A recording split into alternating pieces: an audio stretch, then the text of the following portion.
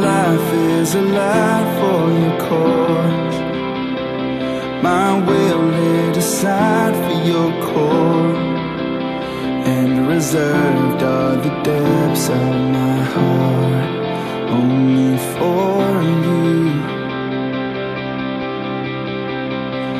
I'm caught in the rhythms of grace. They overcome all of my ways, realigning each step every day to live for your glory. And there's none beside you, God. And there's none beside you, God.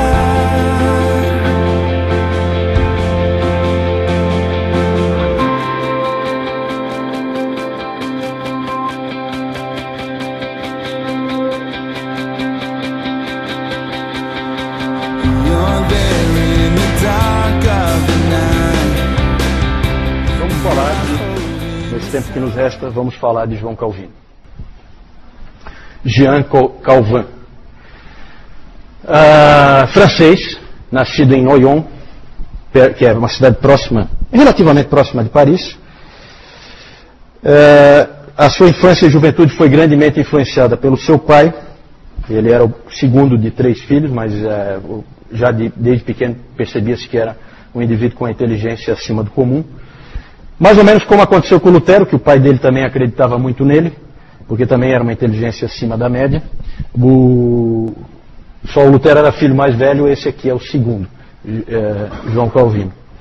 Ele teve então a infância e a juventude controlada pelo pai, que tinha grandes planos para o seu filho. O pai dele era um sujeito ambicioso, que era auxiliar, assessor do bispo de Noyon, e ele queria que o filho dele estudasse e se tornasse um padre e fizesse carreira dentro da igreja. Depois, mais tarde, ele mudou de ideia. Eu acho que ele percebeu que os advogados estavam ganhando melhor, e aí ele queria que o filho estudasse direito.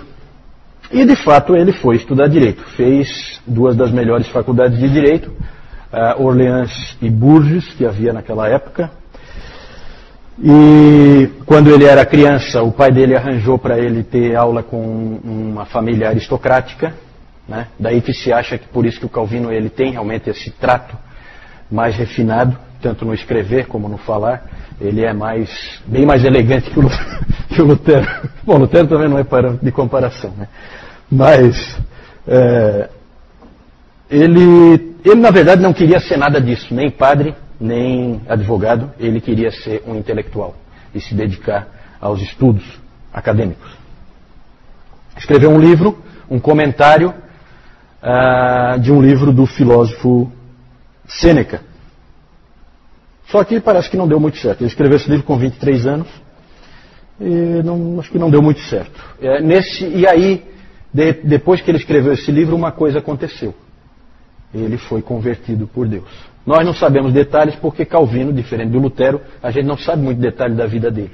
Porque Calvino era um indivíduo introspectivo, que não falava dele. Ele nunca falava dele, né? Já Lutero era um indivíduo livro aberto, né? Você sabe tudo que ele está sentindo, tudo que ele está pensando, tudo que ele vive. São bem diferentes os dois. O Calvino quase não fala de si. A maior parte das informações que a gente tem sobre ele foi quando ele escreveu a introdução do comentário dele de Salmos. Lá ele falou um pouquinho sobre ele. Nós não sabemos o que conduziu ele a Cristo, que deve ter sido ali entre 1532 e 1534, que ele deve ter se convertido. Isso é o que se acha. Nós não sabemos o que conduziu ele a Cristo, mas nós sabemos que ele estava lendo Lutero. E em um dos seus escritos ele chama Lutero de meu pai em Cristo. Meu pai em Cristo. Então você vê como é tudo junto, né?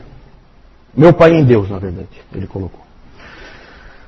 O local em que Calvino atuou, e que ele é famoso por isso, foi Genebra. Isso porque ele fez o bendito desvio. Ele, na verdade, queria ir para Estrasburgo, e lá em Estrasburgo ele queria se dedicar aos estudos. Estrasburgo, na França, Ele queria ir para lá. Lá já era uma cidade protestante, então ele queria se refugiar lá e lá se dedicar a servir ao Senhor, escrevendo, né, livros, estudando teologia. Só que por causa da guerra entre Carlos V, o imperador, e Francisco I, o rei da França, bem ali naquela fronteira, ele foi obrigado a fazer um desvio mais ao sul, por Lyon, e na verdade ele teve que fazer assim, ó. Ele saiu daqui e aí ele queria vir para cá, mas ele foi obrigado a vir para cá, para baixo, aqui mais ou menos é Lyon, e aí passar por Genebra, para daí ir para Estrasburgo via Suíça, certo? E isso aí é conhecido como o bendito desvio, porque fez ele cair em Genebra. Lá em Genebra ele encontrou um sujeito chamado Farel, que estava cuidando de trabalhar a reforma lá em Genebra. Grande pregador esse Farel, muito forte, um pregador inflamado, e ele viu que Calvino era a pessoa certa para trabalhar com ele. Ele precisava de alguém que desse suporte intelectual, de capacidade de entendimento das Escrituras, para a pregação dele. O Calvino, educadamente, disse que não, que o plano dele era ir para Estrasburgo, que ele não tinha plano de ficar em Genebra, nem de trabalhar em Genebra, na igreja. Ele queria ir para Estrasburgo para estudar. E aí foi o famoso episódio em que o Farel, então, amaldiçoa ele, amaldiçoa os estudos dele, se ele não assumir a função que Deus está chamando ele para fazer aqui e agora. Né? Farel tinha um jeito especial de convencer as pessoas. E realmente impactou o Calvino. Calvino escreve, quem conta essa história é o próprio Calvino. Ele fala que Farel pediu a Deus que amaldiçoasse meu retiro e a tranquilidade dos meus estudos se eu me esquivasse e recusasse ajuda quando a necessidade era tão urgente. E aí aquilo impactou o Calvino e ele ficou. Os dois, Calvino e Farel, ficaram 2 anos trabalhando ali na igreja em Genebra, organizando a igreja, pregando as escrituras, catequizando as pessoas e estabelecendo a disciplina. Só que os genebrinos não estavam prontos para eles. Eles também deram umas exageradas, não souberam lidar bem com as pessoas também. Deus ia preparar o Calvino depois, ainda não era a hora dele fazer a obra dele. Tanto que a coisa ficou tão feia que as pessoas colocavam o nome dos cachorros deles de Calvino, para poder chutar o cachorro na hora que o cachorro estava incomodando. E quando elas viam na casa do Calvino, que o Calvino estava estudando, ficavam jogando pedra na janela. Né? Então vejam que a relação igreja-pastor não era das melhores. Né? Então eles acabaram sendo convidados a se retirarem da cidade e eles de fato se retiraram, tanto o Farel como o Calvino. E aí o Calvino finalmente foi para Estrasburgo então, já que ali ele não era bem quisto. Ele foi para Estrasburgo e lá então ele começou a fazer o que ele sempre quis, estudar e foram anos maravilhosos para ele. Só que lá ele conheceu alguém que foi muito importante na vida dele, uma influência tremenda, que foi o reformador daquela cidade. Falei antes que Estrasburgo já era protestante. Por que será? Porque havia ali um indivíduo chamado Martin Butzer. Esse indivíduo, já um indivíduo um pouco mais velho, o Butzer, ele era o líder da reforma em Estrasburgo. E ele convidou o Calvino para ajudar ele na igreja. Não ia ficar só estudando coisa nenhuma, você vai trabalhar também. Certo? Então ele foi... Esse Butzer, ele tinha sido convertido ao protestantismo por uma pregação de Lutero em Estrasburgo. Então vejam como Deus vai trabalhando. Vai jogando um aqui, um ali, um influencia o outro, os escritos de um influenciam o outro. É assim que Deus vai fazendo a obra. E ali com o Butzer, ele aprendeu a lidar com as pessoas, aprendeu a ser um pastor, aprendeu a se interessar pelas dificuldades das pessoas, tudo coisas que ele não sabia fazer, porque quando ele tinha chegado em Genebra, gente, ele tinha 20 e poucos anos, ele não tinha 30 anos ainda, né? Então ele nunca tinha assumido uma função assim. Vejam que Calvino nunca foi ordenado padre, nada, certo? Ele era um advogado, só que estava na malandragem porque não estava exercendo a profissão. Ele queria escrever e tal, né? E na verdade ele sempre era levado a fazer outras coisas. Lá havia uma igreja de 500 pessoas com refugiados franceses, certo? O próprio Calvino era um refugiado francês. Ele tinha ido para Estrasburgo também para se proteger, Porque em 1536 ele tinha escrito a primeira edição das Institutas, lá na França. E é claro que o livro não foi lá muito bem recebido pela igreja. Então ele viu que a cabeça dele estava a prêmio. Então, por isso que ele tinha ido para Estrasburgo também. Ele queria ir para uma cidade que já fosse protestante. Mas o Butzer colocou ele para trabalhar com essa igreja de 500 pessoas de refugiados franceses. E Calvino trabalhou ali pregando e aconselhando diariamente aqueles irmãos. Deus queria que Calvino fizesse um seminário com Butzer. Certo? Lá ele aprendeu a ser um pastor. E em Estrasburgo também ele encontrou uma esposa, Idelete de Bur, e era uma viúva que tinha 2 filhos. Eles se amavam muito, mas o casamento só durou 9 anos, porque ela faleceu. O único filho que eles tiveram juntos faleceu com poucos dias, né, de idade. Foi um golpe muito duro para o Calvino, mas ele disse que o que confortava ele é que Deus também é um pai e que ele sabe o que é melhor. Em 1541, acontece uma coisa muito interessante. Genebra percebeu que precisava do Calvino. Não sei se morreram aqueles cachorros já, né? E aí uma comissão foi lá chamar ele de volta para Genebra. E ele voltou.